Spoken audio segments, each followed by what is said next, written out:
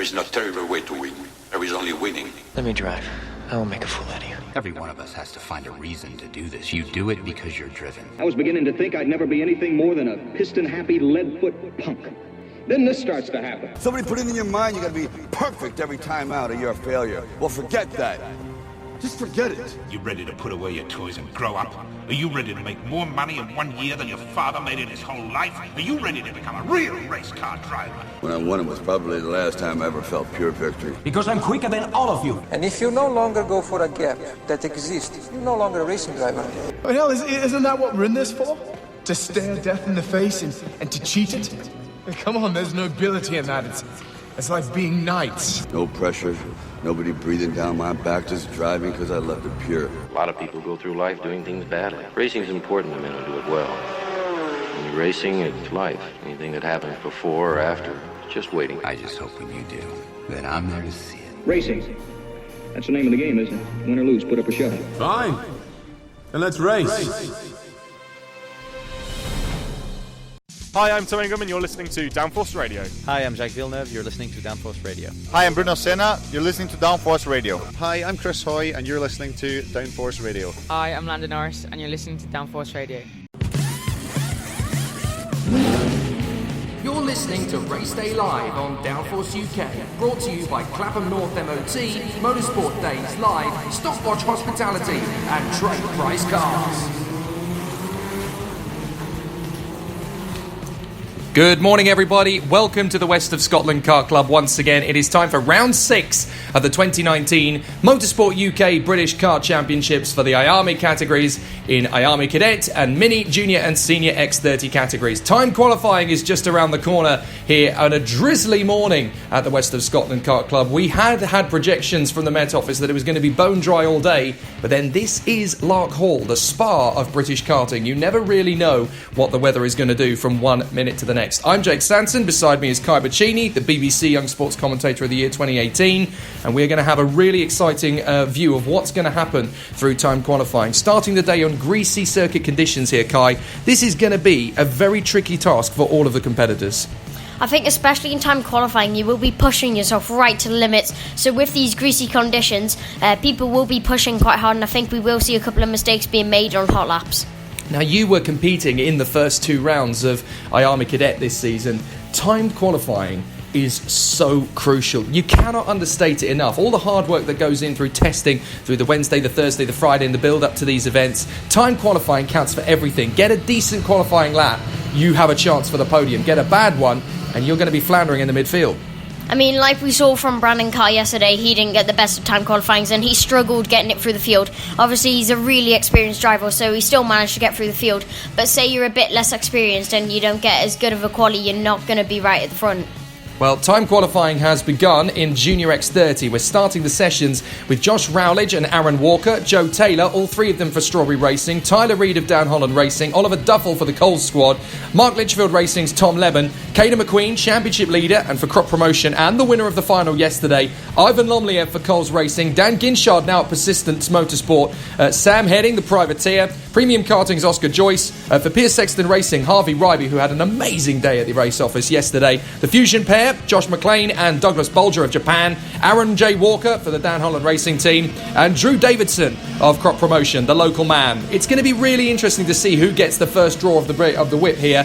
You're looking for a very quick lap as well. Kean Shields, who's out in the second group, fastest of all in the warm-up this morning as well. So there's a lot of people who want to put on a show today. I mean, especially Kean Shields being the local man, he's definitely going to want to put on a show in the Junior X30 time qualifying, but this is the first group. I think we will definitely see Josh Rowledge shine. He's been doing really well through the season so far, and I think he will be the one to watch. Yeah, Rowledge is very good in terms of his qualifying. He can be a bit of a specialist through one lap. He's very good at setting up the kart for the early morning. He doesn't always have the best of luck through the heats and through the finals, but in time qualifying, he's always one of the sharpest ticks in the sack. But Caden McQueen has come out of the blocks for his first flying lap and done a good job. This is the first major serious competitive lap, and Rowledge opens the gambit with a 50.62. and nobody so far is able to match it, although Caden McQueen going well on a 50.67. Joe Taylor third, Aaron Walker up to fourth instantly. Drew Davidson goes well on his first flying lap, up to third position already. The Scotsman for the crop promotion team, just a whisker in behind teammate Caden McQueen. I tell you what, those Madcroc chassis are going so well round here. I think it's got really good engineering on the chassis, and throughout most classes we have seen, especially in the Mini X30s as well with Gabriel Stope, he's been driving really well on the Croc Promotion chassis, but I wouldn't count out the Croc Promotion chassis. I think it's definitely capable of getting the race win, but it'll just be a question of will they have the drivers to do it. Well, certainly in the juniors, they've got Caden McQueen, championship leader, and the man who won the final yesterday. He's going to be on for 2 out of 2 to extend his championship advantage. Josh Rowledge backs off of his qualifying lap. 50.47 as he crosses the line. He's actually going to try and get the toe from someone else by the look of it. Joe Taylor then goes top on a 50.08, just a whisker in front of Caden McQueen. Josh McLean comes up to third position. Dan Ginshard, one of the youngest men in the field, straight up to fourth position. That switch to Persistence Motorsport really has paid dividends for him. He's a former Honda Cadet race winner last year, of course, in the British Championships, and now a Junior X30 in a Persistence Motorsport kart on the Red Speed chassis. He's absolutely loving it out there. Yeah, he's a really fast driver and he's got a lot of experience. I think he's definitely capable of taking the race win today, but will he be able to? I don't know. He definitely does have the experience and has the raw pace, but it'll just be positioning of the car on the track. 2.5 minutes to go in time qualifying. A second covers the entire field. That's how close it is in this time group. Joe Taylor across the line on a 49.97, so he ducks below the 50-second barrier, and that's going to be tough to beat today. Tom Leben from Caden McQueen and Aaron Walker. Douglas Bolger going well. He's chopped up into 5th position now in front of Josh McLean and Dan Ginshard. Bolger really struggled yesterday in time qualifying, but today he certainly looks to have done his homework. Bolger going very well. Yeah, he's looking right on the pace and right on the money. Definitely capable of getting a top 3. Will he be able to? I don't know. Currently in 5th position. I think we will probably see him improve on his lap time and maybe even get a top 3 position for the heats. Yeah, I think 50.14 is definitely beatable. He was a little bit off the pace in the first 2 sectors. He might just be on this lap trying to get himself back into a toe position, and he looks to have done that, slotting in behind Harvey Ryby. Caden McQueen is leading the draw as they go through. McQueen up to second, right on the whisker. Now we're getting several drivers underneath the 50-second barrier, but not by much. 0.05 of a second in it. Make that 0.08 of a second in it now between the top 5 drivers. Aaron Walker going fastest with a 49.91. Tyler Reid in second. Great work from Tyler with a 49.94. Joe Taylor has a 49.97. And both Caden McQueen and Dan Ginshard have a 49.99. 5 drivers under 50 seconds and 0.08 of a second between them. There is nothing to choose between them at the top end, with the top 11 drivers covered by 1/4 of a second. Yeah, and they're all very quick drivers. I think the Strawberry chassis, through all categories, is a very fast chassis to be on. I think we've seen more and more drivers going over to the Strawberry chassis, just realising how quick it is in all categories. Yeah, Joe Taylor's definitely made the switch of late, and it seems to have paid dividends for him. Now we're getting quite a few of them under the 49s as we get into the 49.6s for Tom Leben, who's having an amazing run at this form of the season. Don't forget, a few weeks ago at Castelletto in Italy, he was the IAME Euro Series junior winner in the final. Dan Ginshard goes up to second on a 49.71. He's having such a good season. Now he's on the red speed. Tyler Reid, third position. Aaron Walker, Josh Rowledge, Joe Taylor. Nothing in it between those two. 0.04 of a second separates the 3 of them. Josh McLean is in there from Caden McQueen, Douglas Bolger and Aaron Walker. 0.3 of a second between the lot. Oliver Duffel 11th from Drew Davidson, Harvey Ryby, Ivan Lomliev and Oscar Joyce. Sam Heading, no time unfortunately for him. Not entirely sure what's happened, but clearly Sam Heading not going to get a decent lap in at all. As the checkered flag comes out, this is going to be the run for the pole position. Improvements need to be made. Rowledge up to 4th place. Leben is not going to get an improvement. Aaron Walker seems to be the only man out there who could get pole position, and he's done it! Aaron Walker with a 49.54. Last lap gasp and an absolutely brilliant lap. 0.03 of a second quicker than Leben. Aaron Walker's at the top. Yeah, I did say he has a lot of pace and he'll definitely be a one to watch out for. It'll just be a question from this other group, will he be able to hold that pole position? A 49.54 will be hard to beat, but we have a lot of fast drivers in this next session. Yeah, the second time group, it's crucial, and we've seen a few times over the course of the season, this early part of the morning as the track continues to dry out, because it's not raining now, and it certainly did rain a little bit through warm-up, not heavy enough to go onto wet tyres, but certainly enough to make things greasy. This second-time group, can they go faster than the first-time group? With the rubber laid down from the first session, you would say there is a chance of it, but if there's too much rubber laid down to get the ultimate grip, and obviously with the rain that's been added through the warm-up session anyway, it's tough to know which group's going to be the faster group. I think it will definitely be close, and all drivers have a chance of getting that pole position. Aaron Walker set a solid lap time, though. He does have the fastest sector too, and I think that will be hard to beat. Yeah, that second sector is crucial as well to get the lap times in. You can be relatively fast in the third sector. You can get a decent sweep out of the banked hairpin and really make the end of the lap come to you. That last hairpin, drivers are really starting to nail that apex now. They get a lot of good speed out of that final corner. But the challenges of relearning this circuit almost have been really tricky. I mean, you raced here last year, you raced here this year as well. You've done some laps of the circuit a couple of times before, I gather. It's not an easy circuit to get right, though, is it? Because there's so many different challenges. And since it's changed, I mean, you haven't driven on the circuit in its new configuration, but you've certainly walked the circuit a few times with a few of the drivers. What tends to be the overall impression from the competitors? I think everyone's very excited for the new challenge of the track. I think it's very different, and the new part of the circuit has a lot of grip. They've extended the hairpins, they've made a new chicane and hairpin down the bottom, which is a very nice corner. I would really like to drive that corner, probably not very soon though. But it was a challenge last year, but it looks like they've threw a couple more in there. Yeah, it is a tricky circuit as well. I mean, you've got to remember that this is a very prestigious club, the West of Scotland Kart Club. They've tamed so many youngsters to send them into international competition worldwide. The likes of Alan McNish, David Coulthard, Dario and Marino Franchitti, the DeResta brothers, Paul and Stefan. There have been some amazing characters to come through these gates and go on to international superstardom in motorsport. And the history is absolutely unquestionable. This circuit breeds motorsport legends, never mind champions. And the drivers that come through and do well here, they genuinely have success. I mean, the first race I ever saw at Larkhall was back in 1998, Champions of the Future, and a young lad called Lewis Hamilton came through, took the lead on lap 3 in pouring wet conditions and was never seen again. And that just shows you the kind of calibre that you get from this particular race circuit. So driving standards obviously very, very high this weekend as well. A lot of good competitors coming through. We had some very clean races yesterday, particularly in the Senior X30 race. We saw some really good battles, and this is a track that really does not lend itself to being kind to drivers who get it wrong. You've got to be so careful on the exit of the apexes. I was walking the circuit this morning. Those curbs, particularly on the outside, are very high indeed. If you get offline just the slightest bit around this and you get onto that outside curb, you're in the grass whether you want to be or not. Yeah, I think definitely in the new hairpin, the curbs are very high, and just one mistake, if you touch those curbs, it will send you really wide, and that will absolutely mess up your lap. And if it's in a race, you'll lose so many positions, but in quali, that will mess up your lap really badly. That high banking on the second hairpin in the middle of the lap looks such a challenge. I was walking it this morning. It's proper bumpy there as well as very high in terms of its elevation change. So it can really catch out the drivers who are unprepared for it. 6 minutes on the board go down as the drivers head out for the second time group. And this is the group that includes Alessandro Serranetti, the TVKC club champion from the Winter Series, Kasper Skuza, the MLC Motorsport from Poland, Sam Shaw, Alex Lee, Georgi Dimitrov and Chris Harnan, James Walker, Sam Hawthorne, Tom Edgar, the Northern Irishman who was second in warm-up this morning, Dan Butterworth, the privateer on the gold chassis, the Lone Ranger in that particular brigade, Freddie Spindlow for KR Sport, Oliver Gray for Down Holland Racing, the AP Racing driver, Reggie Dewey on the Schumacher chassis. That'll be interesting to see how he goes today. Max Meir, the Welshman, really struggled initially yesterday, but he feels he can be much stronger on the Coles Racing car today. Kean Shields, fastest in warm-up this morning in his time group, looks really, really competitive.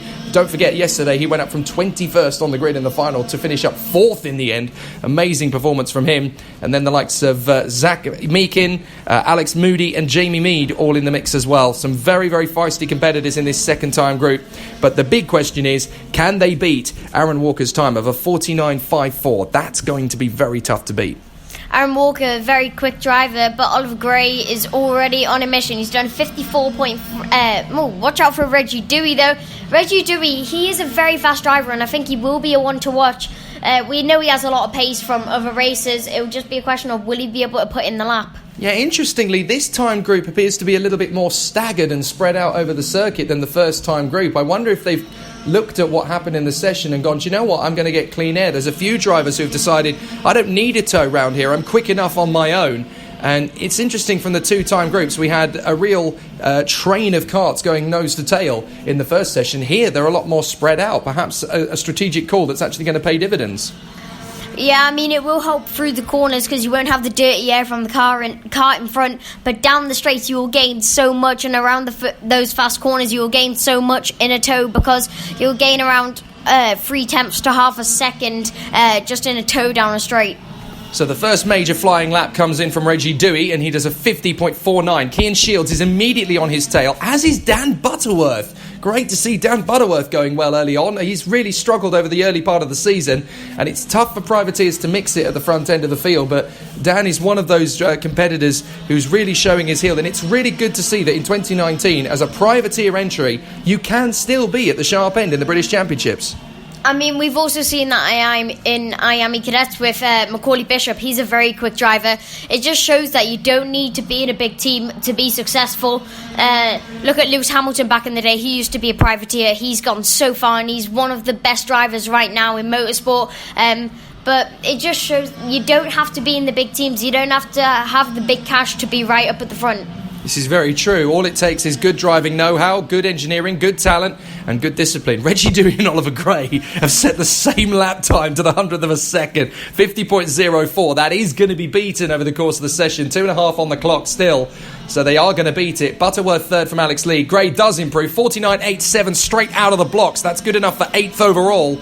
And we've still got a lot of time to run. Reggie Dewey second from Senanetti. Good to see Alessandro Senanetti get back on the zone. Chris Harnan, the Dutchman, is going well. He's been really good out in the Benelux Championship, and certainly in Europe he's one of the top young competitors. But he wanted, with his dad, to come to Great Britain because they recognised the British Championship is, without a doubt, the hardest national domestic championship to compete for. And we see that with so many people coming across from other countries. And we've got a nice tradition now of some amazing drivers from further afield coming over and using the British Championships as their playing field, because they know, if you want to race anywhere and get up to the front end of motor racing, you've got to do your discipline here.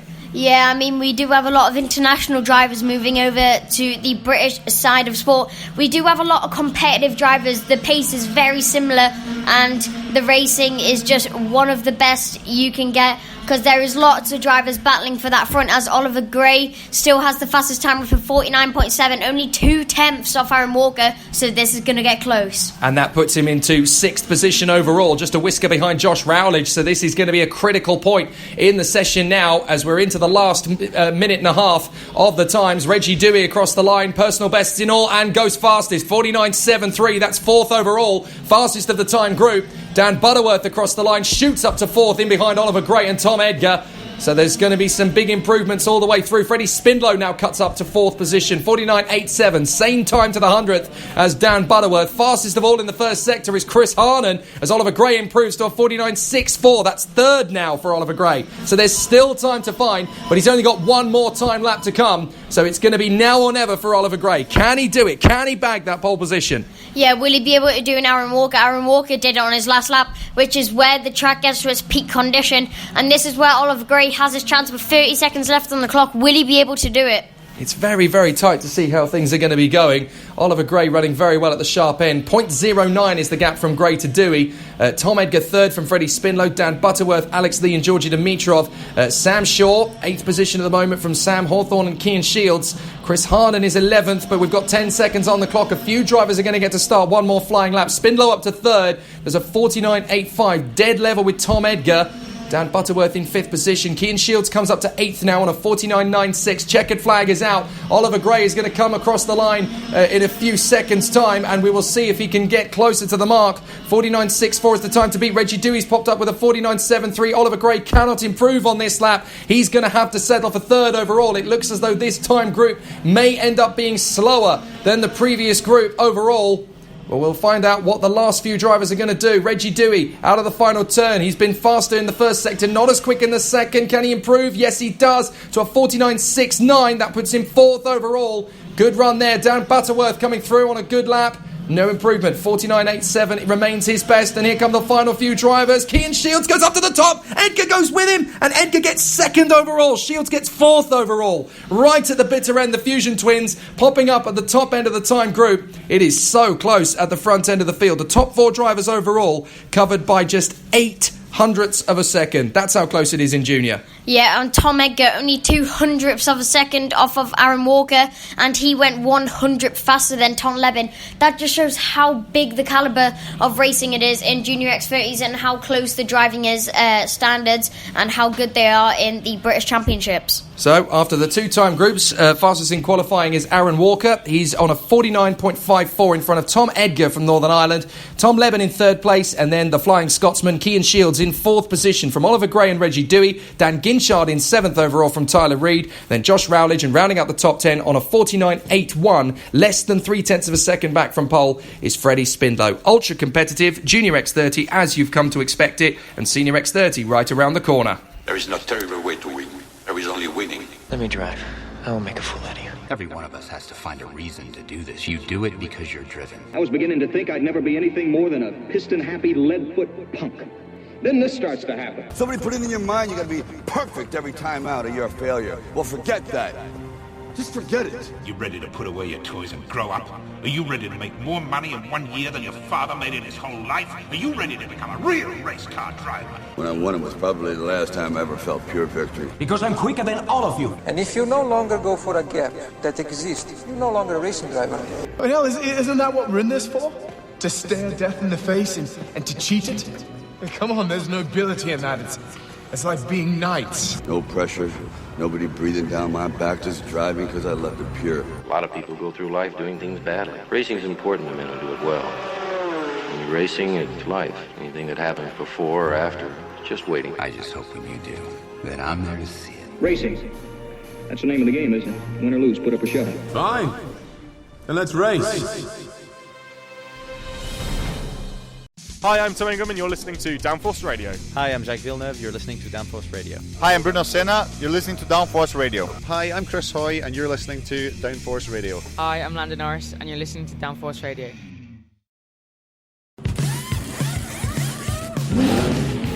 You're listening to Race Day Live on Downforce UK, brought to you by Clapham North MOT, Motorsport Days Live, Stopwatch Hospitality, and Trade Price Cars.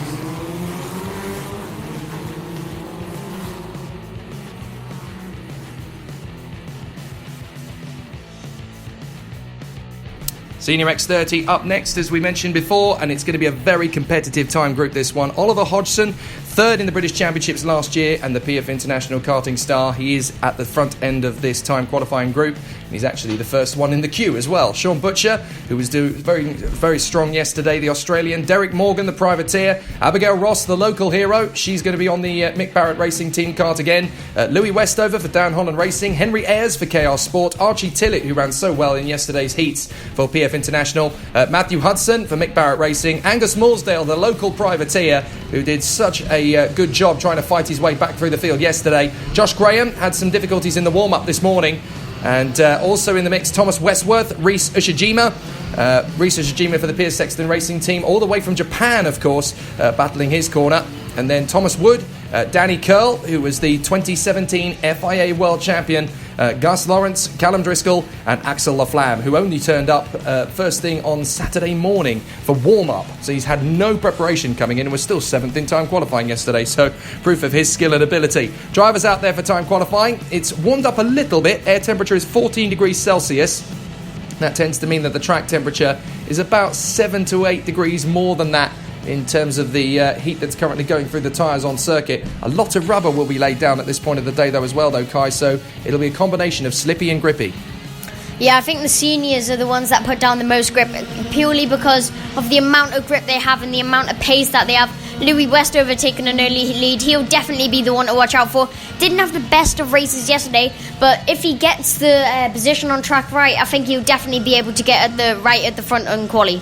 Yeah, Louis is one of those drivers who puts in 110% every time he goes out onto the circuit, and it's like Marmite. He either loves it or loathes it. It's one of those difficult situations. He never seems to have a smooth weekend. He'll either fight his way through to the front with gusto, or he'll start at the front and then it'll tumble down around him. He's one of those drivers, fascinating to watch, but he always seems to be frustrated by the circumstances around him.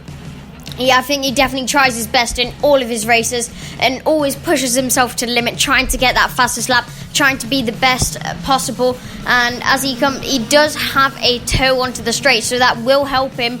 Let's see if he improves. Yes, he does, and he stays up at the front. But watch out for Gus Lawrence, though. He overtakes him in the lap times, but Louis Westover, he won't like that one go easily, and he will be fighting back straight away. Danny Curl goes straight up to the top with his first flying lap, 49.75 in the dry. I was talking to a few of the drivers in Senior X30 yesterday. In the dry, they just can't deny the fact that in dry conditions, Thomas Turner and Danny Curl are just in a world of their own. We saw that in the final yesterday. They were a good couple of tenths of a second quicker over the course of 3 or 4 laps than any other driver out there. So Danny Curl will desperately be bidding for pole position in this one to keep that bandwagon rolling. And it's really pleasing to see. You know, we've got an FIA world champion racing in this series. He has obviously seen, Danny Curl, the value of racing in this British Championship.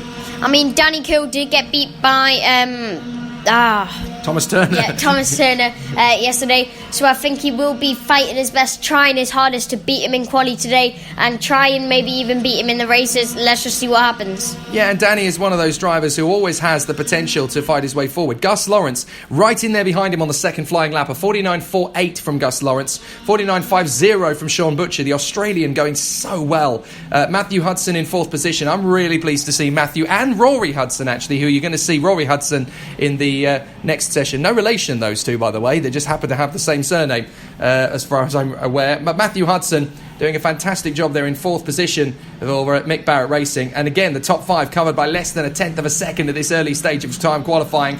Oliver Hodgson comes through. Is this the fastest lap? Yes, it is. 49.37. That's going to be tight mark to beat. We could even get as far as 49.1s over the course of this session. Yep, and I mean, in the next session, the one to watch out for is definitely going to have to be Clayton Ravenscroft. He did have that problem yesterday, but I think he will come back fighting and he will be riled and ready to go for this time qualifying session. Yeah, he told me yesterday that the reason he got put out of the race, unfortunately, was that he basically had no brakes for the entirety of the race yesterday. He knew it was going to completely fail on him at some stage, but he wanted to make sure he was in clear air when it happened. So he made the move on Sean Butcher, not just to gain track position in the hope that it hung on, but also to ensure that he didn't take anybody with him, essentially. So Clayton were very frustrated yesterday because he knew the problem was coming, and unfortunately it happened at the wrong moment. But they're still upbeat, they're still fast and still motivated, and we'll hear from Clayton in the second time qualifying group. Now, Danny Curl, top spot, 49.23 at the moment. Fastest of all in the third sector, Oliver Hodgson in second position. That kart is rapid, though, because fastest of all in the first sector is his teammate Archie Tillett. They really seem to have set the kart up well for Larkhall.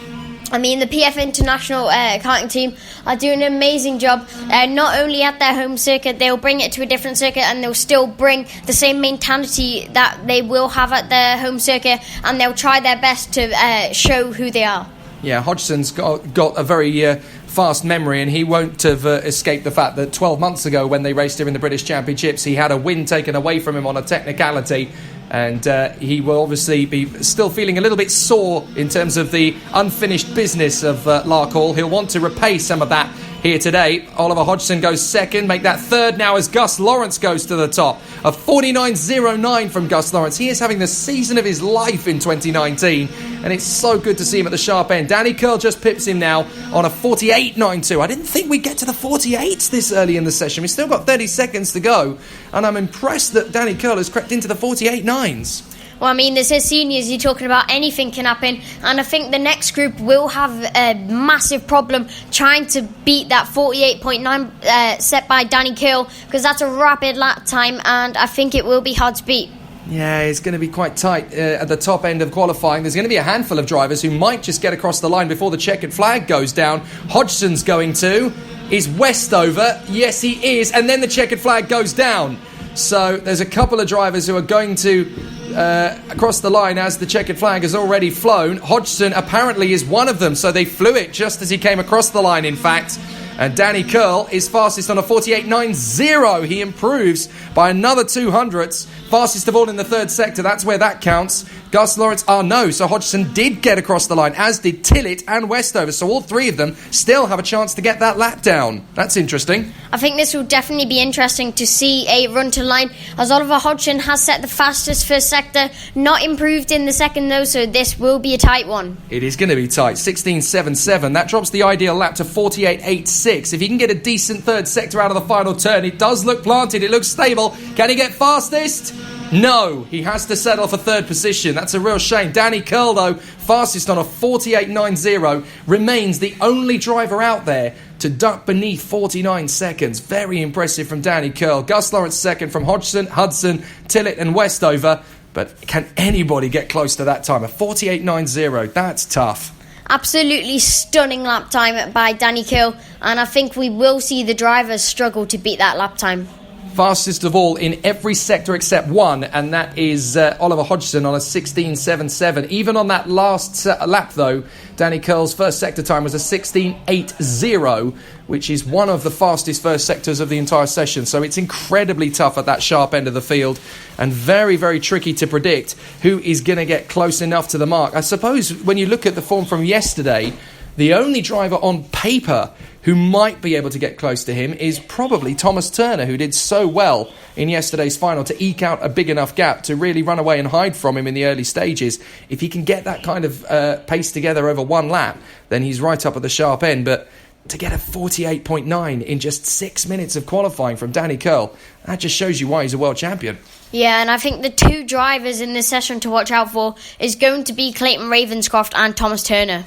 Yeah, absolutely. Those two will be on fire to try and get their way further up the order. They've got a point to prove here. Turner that he can hang on to his advantage. Ravenscroft that he can bounce back from the adversity of yesterday. In terms of pace, there's no issue at all. It's now just about whether they can continue to keep doing the good job they did yesterday and step it up a gear. But there's one man for me who's definitely going to be a factor, and that is Rory Hudson, who had such an impressive job yesterday. I can see him again right up at the sharp end. He was on the pace right from the word go yesterday, and he is actually going to be one of the first drivers to head out onto the circuit at the front end of the dummy grid. Nelson King in behind him in the grid slots. He had such a difficult day at the office yesterday. Nothing seemed to go right for him, and we know how fast he can be. He's top 5 material, Nelson King, so it's very surprising to see him try and fight his way through. But all they need is a decent qualifying lap, which we've seen in the past Nelson King can be very good at when they get it right.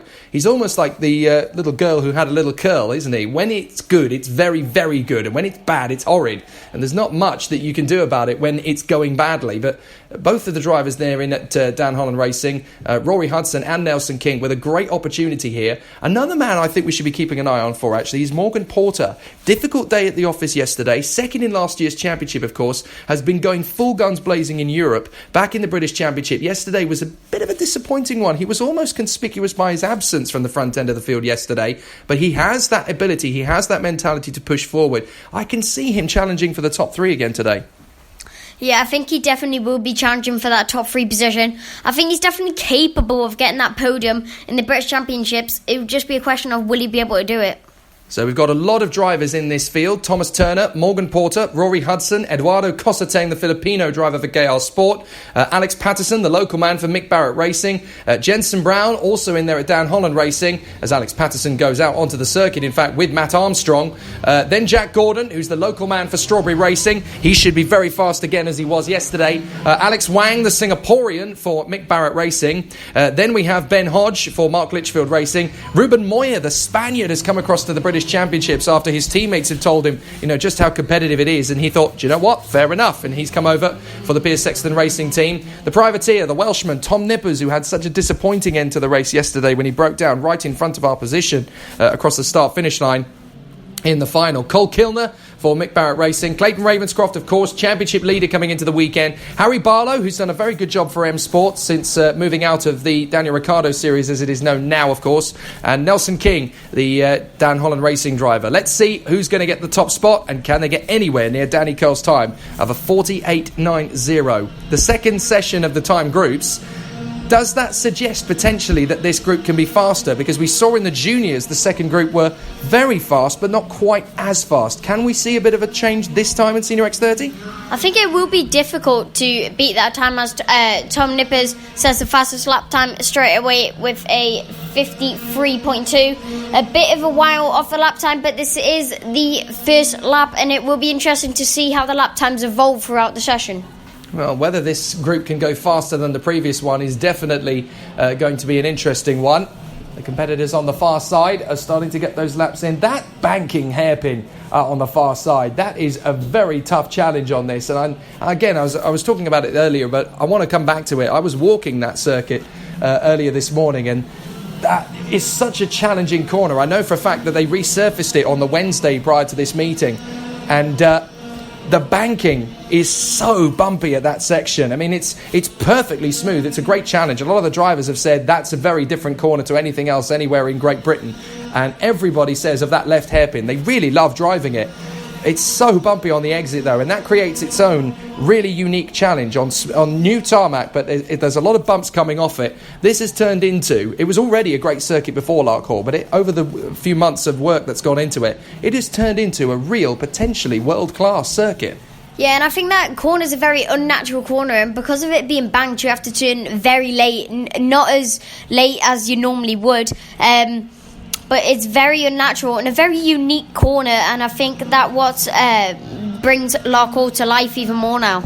Well, we saw some amazing battles yesterday when the drivers are obviously going defensive at every corner, hugging that inside apex to hold drivers behind. We saw some amazing battles in all four classes at that particular hairpin, because, as you say, because you're turning late into that hairpin, hugging that inside line is completely counterproductive when you come off the turn, because the kart wants to drag out to that bumpy section, and it's a very tricky challenge for everybody. First flying laps really coming in now. Clayton Ravenscroft immediately into the overall top 10 with a 49.33 fastest lap in front of Thomas Turner. Nelson King is third. Good to see him back on the pace again. Matt Armstrong, Jack Gordon and Tom Nippers again going well. I thought that first lap might have been a flash in the pan, but it looks as though it's going to be a strong one again. Ravenscroft purple in both of the first two sectors, and out of the final turn with the 13 of Alex Patterson in tow. Patterson should get a fast lap here too. He does a 49.7. Ravenscroft on a 49.20. Porter up to third.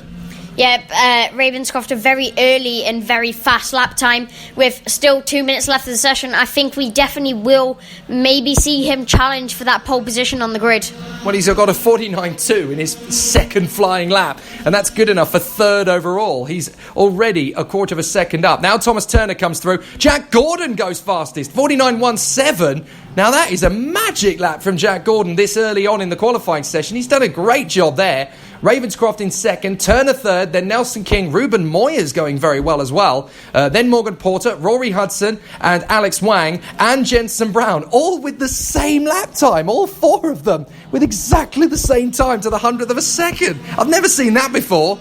Well, that's a very interesting thing, and a very interesting thing we don't see very often, as Jack Gordon has set the fastest Sector 2. He may not have went as fast in Sector 1, but he is proving himself in Sector 2, which is very crucial, which is part of the new circuit. It will be interesting to see what he's able to do. Thomas Turner sets the fastest lap so far with 49.1, but what will Gordon be able to do? It's not as quick, it's a 49.27. Well, we said that there's two of them in this group that could get the pole position. Scrub that, there's three of them, because it's Turner and Ravenscroft, and now Jack Gordon is in the mix as well. The three of them in a completely different class to some of the others, although Nelson King has now popped up to a 49.29. But if you look at the fact that the top five overall are covered by 0.3 of a second, sixth is 100th off, seventh is 300ths further back, another 200ths back. Cosseteng now drops up into the top four, and that's good enough for 8th overall. Really good to see Eduardo Cosseteng finally getting some good luck in qualifying. This is finally coming his way, but Turner, purple in the first sector, purple in the second. Can he go even faster still? Yes, he does. 49.06. That's even quicker than Gus Lawrence. Thomas Turner definitely in the hunt for pole position now as Jack Gordon pops up with a 49.08. Both of them have a chance to catch Danny Curl, and they're on their final flying laps, both of them. Yep, and I think this will be where it starts to get interesting. Thomas Turner does not improve in the first sector, but let's see if Ravenscroft does.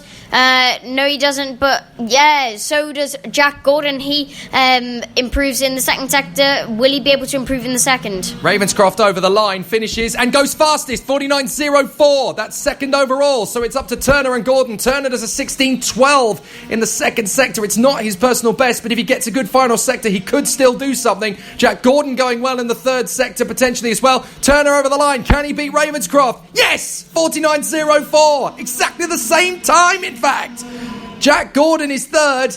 Doesn't improve. So Turner and Ravenscroft have the same time. 49.04 at the top of the group. How do you decide which one goes ahead of the other? That is absolutely incredible. They've got to come down, I think, to sector times. But that is absolutely incredible. Look at the difference in the times. 16.82 in the first sector. Both of them set the same first sector time to the 100th. A 16.12 for Turner in the second, a 16.10 for Ravenscroft in the second. Then in the final sector, a 16.10 for Turner, a 16.12 for Ravenscroft. It genuinely couldn't be any closer. That is absolutely astonishing to see that sort of pace. Gordon in third.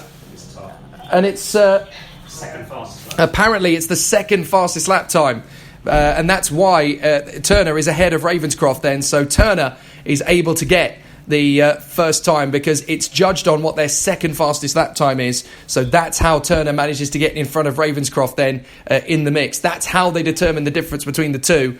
So Turner, despite getting the same time to the 100th of a second to Clayton Ravenscroft, he will start ahead of him on the grid, and that's second overall. And if we look at the draw of the drivers in the second time qualifying group, Danny Curl set a faster lap time in the first session, but if you look at how many drivers from the second qualifying group got into the top 10 overall, the second time group, you could actually argue were quicker than the first. Yeah, I think we have seen most drivers drop into the top 10 of the other group, but we would say it would be a struggle to beat Danny Curl, and we stated that correctly because no one went under a 49 dead. And next up is the IAME Cadets. This will be interesting. Certainly will. We saw how competitive it was yesterday, and it's definitely going to be again today. There is no terrible way to win. There is only winning. Let me drive. I will make a fool out of you. Every one of us has to find a reason to do this. You do it because you're driven. I was beginning to think I'd never be anything more than a piston-happy lead-foot punk. Then this starts to happen. Somebody put it in your mind you gotta be perfect every time out or you're a failure. Well, forget that. Just forget it. You ready to put away your toys and grow up? Are you ready to make more money in 1 year than your father made in his whole life? Are you ready to become a real race car driver? When I won it was probably the last time I ever felt pure victory. Because I'm quicker than all of you. And if you no longer go for a gap that exists, you're no longer a racing driver. Oh, hell, isn't that what we're in this for? To stare death in the face and to cheat it? Come on, there's nobility in that. It's like being knights. No pressure, nobody breathing down my back, just driving because I left it pure. A lot of people go through life doing things badly. Racing's important to men who do it well. When you're racing, it's life. Anything that happens before or after, it's just waiting. I just hope when you do, that I'm there to see it. Racing. That's the name of the game, isn't it? Win or lose, put up or shut up. Fine. Then let's race. Hi, I'm Tom Ingham and you're listening to Downforce Radio. Hi, I'm Jacques Villeneuve. You're listening to Downforce Radio. Hi, I'm Bruno Senna. You're listening to Downforce Radio. Hi, I'm Chris Hoy, and you're listening to Downforce Radio. Hi, I'm Landon Norris, and you're listening to Downforce Radio.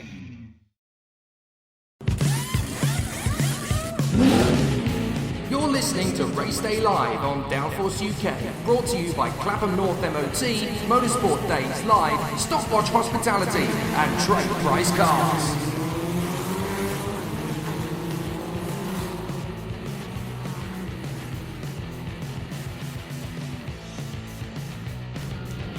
Green flag at the end of the pit lane for IAME Cadet, and out they go straight away. Aidan Neat, Maximus Hall, Vinnie Phillips, Brandon Carr, Harley Keeble, Mason Rudman, Alex O'Grady, George Edgar, Ethan Jeff Hall, Jack Cunningham, Cahill Clark, Sky Parker and Ella Stevens, Finn McLaughlin and MJ Canini, Lewis Bird and Zach Knight, Archie Clark, Hattie Mamasi, Dan Sofranea, Nathan Ty, Ben Smith, Kian Nakamura Berta, Eden Spanswick, Macaulay Bishop, Fraser Anderson, Harry Jr. Burgoyne, Will Knight, Sonny Smith and Lewis Werrell. An incredibly competitive IAME IAME cadet field. We saw some big moments yesterday, particularly from the likes of Harry Junior Burgoyne and Maximus Hall, grabbing some very convincing podium finishes. In Maximus's case, his first in the British Championship. Really good to see. But there are going to be some amazing battles again today. With all 30 of them out there for time qualifying, this is going to be a very tough battle for pole. Yeah, it'll be a very tough battle. I think Maximus Hall already got that podium, and I think he'll definitely be looking for that pole position now. But it'll just be interesting to see who is able to get that pole position. I think we're going to have to watch out for Keen Nakamura. He's had a lot of pace throughout these sessions, but I think the one to watch is definitely going to have to be Ethan Jeff Hall. Amazing performance yesterday, but will he be able to pull it off today? Yeah, a lot of people talking about Ethan Jeff Hall's consistency and performance improvement over the last few meetings. He seems to be certainly one of the most improved drivers out there. And it'll be really interesting to see if he can fight his way to the podium. It's been really great to see the progression of these drivers. And you were racing against these guys the first 2 rounds of the championship. It's always really interesting for me to see, with the IAME cadet drivers in particular, just how quickly they evolve. And you know from first point of action, you know, all it takes is one good session, one good race for it to really click. And then after that point, you know how to get into your rhythm. You know how to get into your mode. Yeah, I think IAME cadets teaches you a lot. But the only problem is when you move into another class of karting, it's like driving a completely different car. You need to learn everything new from scratch. But I think all these drivers are just trying to push as hard so they can get a good memory of how the kart feels. And the competition levels we had last year, I mean, we knew it was going to be close in 2019. I'm not sure anybody really knew just how tight it was going to be at this sharp end of the field. We've got so many drivers, about 10 of them, who are consistent, regular race winners. And it's not just from the big 2 teams either. We knew that this year was going to be about Fusion Motorsport versus Oliver Rowland Motorsport, but there's a few of the other teams that are getting in the mix there as well, right up at the sharp end. And even Macaulay Bishop, a privateer, is able to mix it at the front end of the field. This year's ultra competitive. Yeah, he's very quick and he has a lot of race pace. It will just be a question of where will he be able to get in quali. I think he definitely has the pace to be up in the top 5. Will he be able to, though? I don't really know. It is very, very hard to say. Harry Junior Burgoyne has drawn first blood, 58.85. Fastest of all in the first sector too, although now that has gone to Aidan Neat, who was magic yesterday. Really great to see. After a tough start to the year from Aidan Neat, he has really turned the corner again. Found some brilliant pace yesterday, won both heats, and despite dropping down as far as 8th place in the early stages of yesterday, stormed his way back to the final, and now he's up to 3rd, in behind Burgoyne and Maximus Hall, who comes back up to 2nd place. We said he was going to go for it. Yesterday was an amazing opportunity for him to get into that 3rd position and stay there. They've been fighting for that podium for a long, long time, and that could be the confidence changer. That could be what changes the game as far as he's concerned. We may see him at the front a lot more now. Yeah, he does. He is up the front a lot more now, and so is Maximus Hall. He's very quick and he's improving every sector, every lap. It will just be a question of when will he be able to get those purple sectors. He's definitely capable of getting the purple sectors, but will he be able to get pole? I think he will.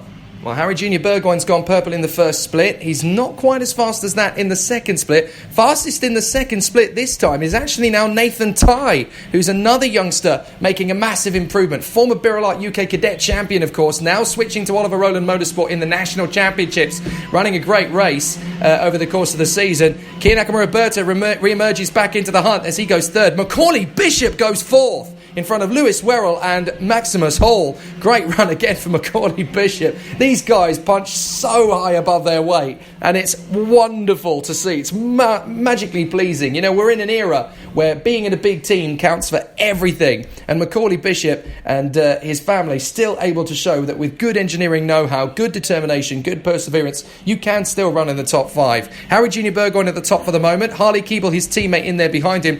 Kian Nakamura. The guy's just got so much speed. He's got a lot of confidence now, and he's got bags of commitment.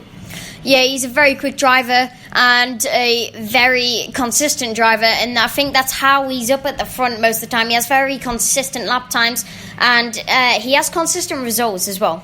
That's a good point, actually, because Nakamura may not always be the fastest driver in one particular sector, but I tell you what he is that he's got that determination. He can string 3 solid sectors together to make a complete lap, whereas others, some will be strong in one sector or 2 sectors maybe even, but what Nakamura Berta's really good at is holding the rhythm and consistency over the entirety of one lap, and that's why he's able to run in the top 5 most of the time we see him. But Burgoyne is flying that sole tyre very high at the top of the standings at the moment with a quarter of a second on Harley Keeble. That is unheard of in IAME Cadet. To be that far ahead, he really has done a good job there, and I guess that's what local knowledge counts for. Yep, and I think not the best of qualies so far, but I think we're going to have to watch out for the Night Boys. They have a lot of pace, they have a lot of raw pace, they have amazing race pace, and I think we will see them fighting through the pack in the race. To be fair, you've got a point, because Will Knight is definitely going faster today than he was yesterday. He was on the edge of the top 20 yesterday. Now he's into the 15th place mark with Brandon Carr. Checkered flag comes out. No improvement from Burgoyne, Keeble or Nakamura Berta. In fact, everyone in the top 10 appears to have shown their best. And what a time. Harry Junior Burgoyne's lap, a 58.36, stands a quarter of a second ahead of Harley Keeble and Kian Nakamura Berta. That is majestically fast. But Macaulay Bishop, hats off, 4th position in this field. That is a very, very impressive performance. Lewis Werrell 5th, Maximus Hall in 6th position, Aidan Neat setting the same time, as of course did Archie Clark, both of them going the same speed as Maximus Hall, 58.68 for their laps. But if you look at the drivers in the top 10, you've got 58.62 down to a 58.68 for Archie Clark. All of them are separated by 0.06 of a second, and Junior Burgoyne is just a quarter of a second clear. It's just unheard of in IAME Cadet. Fascinating to observe. Ethan Jeff Hall and Nathan Ty have the same time to the 100th. Sonny Smith is 11th. O'Grady is 12th from Vinnie Phillips and Brandon Carr. Will Knight and Finn McLaughlin. Then Cahal Clark, Ella Stevens, MJ Canini and Hadi Mamassi. From Spanswick, Rudman, Bird, Zach Knight, Cunningham, Sofronea, Sky Parker, Fraser Anderson, George Edgar and Ben Smith. And the whole field covered by 2 seconds. The top 21 of them covered by a second, which is even more impressive when you consider that Harry Junior Burgoyne is a quarter of a second clear. Yeah, he's a very fast driver, and he is the local Scotsman. But next up is the Mini X30s. So the results were very interesting. All top 4 of the drivers got nose cones, which was very unfortunate. But that did hand Theo Makuris the win. Yeah, Theo Makuris was obviously really sweating at the end of Friday when in the dry they were really struggling for pace. But yesterday it just ended up being a bit of a fairy tale really for Theo Makuris. He had a difficult time in qualifying, got a decent lap in the drizzly part of the course, but just keeping his nose down, keeping his head clear and staying out of trouble yesterday in the final, but staying in the mix. It's that crucial combination of balance, poise and performance from all of the competitors as they battle away in Mini X30. But particularly for Theo Makuris, he's been really, really strong. And the victory yesterday, although he might not have done it on the road, to get the victory in yesterday's final was very well deserved indeed. And great to see him. Now it really wakens things up again as well in the championship fight, because it really tightens up the battle. So Theo Makuris grabbing the victory. One man I would love to see get onto the podium after his drive in the final yesterday, though, is Olivier Algieri. He was so good yesterday. One of the best drives I've ever seen from him. And I think here he's really got a nice handle on the circuit. He's ultra competitive. His teammate Theo picked up the win. Algieri, though, was second on the road, and unfortunate to get that front fairing because he deserved so much better than he came away with. Yeah, it was very unfortunate on that final corner that he picked up the nose cone. It just hit the back of Olive Greenall, very unfortunate. And I think this quali will be interesting to see who is able to pick up this pole position, because there's lots of drivers in contention for it. Yeah, that's the thing about this entire championship. If you look at the point standings after yesterday, there are 13 points covering the top 9 drivers in the standings. I've never known a British championship that open and that close after 5 race finals. That is absolutely astonishing, and it just shows you, it's ultra competitive in Mini X30. It's probably the closest British kart championship class amongst all 3 paddocks this year. I still couldn't tell you at this early stage of the season who's going to be champion. It could be any one of the 9. Yeah, I think even drivers outside of the 9 have a chance of picking up the championship title, because there's lots of drivers in contention for it. But who will get the results? It will be a scrap for it, and it will be interesting to watch this class grow. So straight out onto the circuit come the drivers for Mini X30. 6 minutes on the clock. It's Evan Brown for ST Racing, Jessica Edgar for the Fusion Motorsport team, Alfie Rigby at KR Sport, Ashton Parsons for Mark Baines, Luke Watts at Cato Motorsport, Olivia Algieri for the Crop Promotion team, Ed Pearson at Coles Racing, Gabriel Stilt for Crop Promotion, Aidan Line for Cato Motorsport, Oliver Greenall for the Fusion squad, Theo McCouris at Crop Promotion, Bart Harrison at Fusion Motorsport, and Dan Bolton of the Jade Racing team. It's going to be really interesting to see which of the drivers comes through and grabs the top spot in qualifying. I genuinely couldn't pick it because they are so evenly matched, and there are a couple of drivers who have got the consistency and a couple who have got the aggression over the apexes that can really make this qualifying session count.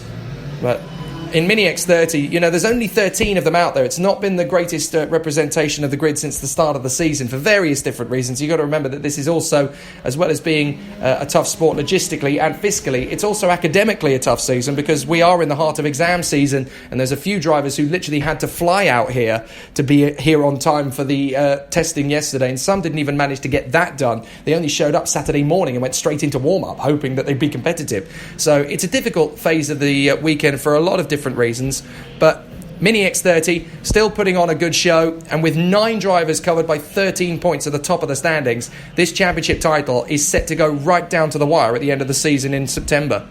Yeah, all of the drivers will be battling for that championship title. All the drivers will be picking up results. I think we'll see many drivers picking up race wins over the course of the season, and who will pick them up, I don't know. But any of the 9 that are in contention for it, I think we'll all see them at least on the podium at one point in the season.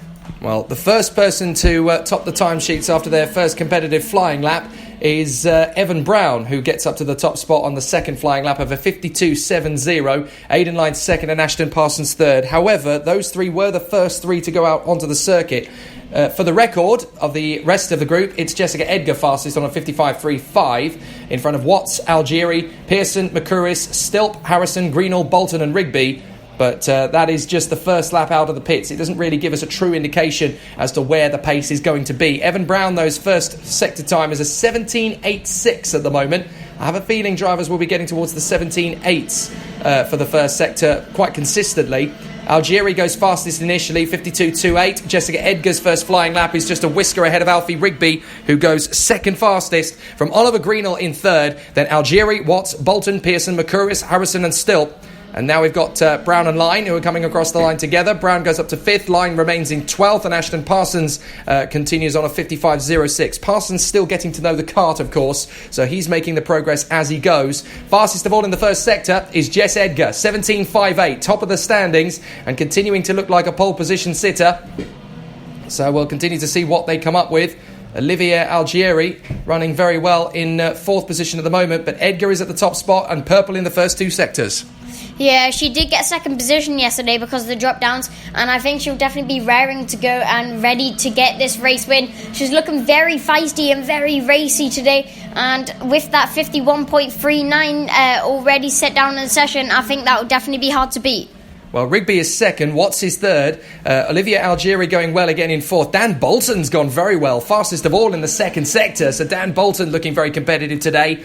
Up across the line, a few more of the drivers are going to come through, but Edgar is top from Rigby, 0.03 of a second back, then Luke Watts nearly a quarter of a second behind Edgar. So Edgar and Rigby definitely have the pace for pole position at the moment. There could be 2 or 3 more drivers starting to creep up towards that, but Edgar fastest of all in the first sector with a 17.46. Goodness me, she's rapid in that first sector. Yeah, and also she is in the second sector as she sets a purple second sector. It will just be a question of will she be able to come home with the full bag with the purple third sector as well. The third sector with the new banked hairpin is very hard to put together. No, she doesn't, but Alfie Rigby does go faster. I said she'd be hard to beat, but Alfie Rigby is definitely bringing that challenge to her. And Luke Watts is upping the game as well. He's just gone fastest of all in the third sector at 16.77. So the ideal lap time is actually under 51. The ideal lap is a 50.91. So it is doable to get to that point. But again, Jessica Edgar, first sector is 17.38. Nobody can touch her in that first sector. She just has the pace in sector 1. Sector 2, the drivers are starting to keep up to her. But only Alfie Rigby and Olivia Algieri can really match the sort of pace Jessica Edgar is pulling in that first split. But she just has the edge in that first sector. It's over the course of the lap, though, where you've got to be more consistent, where Alfie Rigby has shown a bit more solidarity. Algieri up to second now. Makuris up to fourth. Edgar goes fastest, 51.02. That was a strong third sector, and that magic first sector that really paid dividends there. And that's got the ideal lap down to 50.84 between them all. Yep, and it will be interesting to see on this final lap, will anyone be able to beat Edgar's first sector? She does go slower, but no one goes faster than her. That is around her. Alfie Rigby doesn't, Ed Pearson doesn't. But what will she be able to do on this final lap? Well, Ed Pearson's done a personal best in the first sector, and that's only a 17.45, so Pearson's got a chance here. Makuris goes fastest of all in the second sector, and then Rigby goes faster still. So Rigby's got a chance here to grab pole position. He's only 0.08 of a second back from Edgar. This is all going to come down to the final split. There's 5 of them in contention. Edgar, Pearson, Rigby, Greenall, Algieri, who goes third, and I think he's got another lap in hand. Rigby goes across the line and goes fastest. 50.87 from Rigby. That's a big, big lap in the final sectors. He got a really good run in the second split, a 16.55. That's a magic middle split, and that's put him up into first position from Edgar. Pearson is third, Watts is fourth, but Algieri has one more lap in hand. Algieri has a chance here to continue on. He didn't cross the line before the checkered flag came out. His teammate did. So Algieri has a chance on a 17.48. He could do that to Rigby. He's got to go faster in the second split. Well, no, he's not at the same pace in the second split. He's 0.4 of a second back. I think he suddenly saw the flag coming and thought it was for him, so he's not going to have the same pace. He'll try in the final sector, but this lap's not going to be an improvement for Olivia Algieri. What a shame, because his third sector was actually quicker than Rigby on his final flying lap. If that second sector had gone to plan for Algieri, he might have had a crack at pole. But Alfie Rigby gets it with a 50.87, and what a lap it was. Jess Edgar in second from Pearson, Watts, Algieri and Greenall. Stilp is seventh from Makuris, Bolton and Harrison, Line, Brown and Parsons. But Alfie Rigby, 48.38 miles an hour for the lap, a 50.87, 0.15 ahead of Edgar. Mini X30 is going to be exciting again, Kai, and again, very unpredictable. Yeah, very unpredictable indeed, and a very close grid. Only 13 of them, but 13 that are definitely going to be battling for the win. Well, the heats are coming up next. We'll be returning to our live coverage of the action, ready for the finals later this afternoon at 3:30 British time, where we'll go live again. My thanks to Kai Bacchini, and for myself, Jake Sansa. We'll be back into an action a little bit later on as we prepare for the 6th round of the 2019 Motorsport UK British Kart Championships.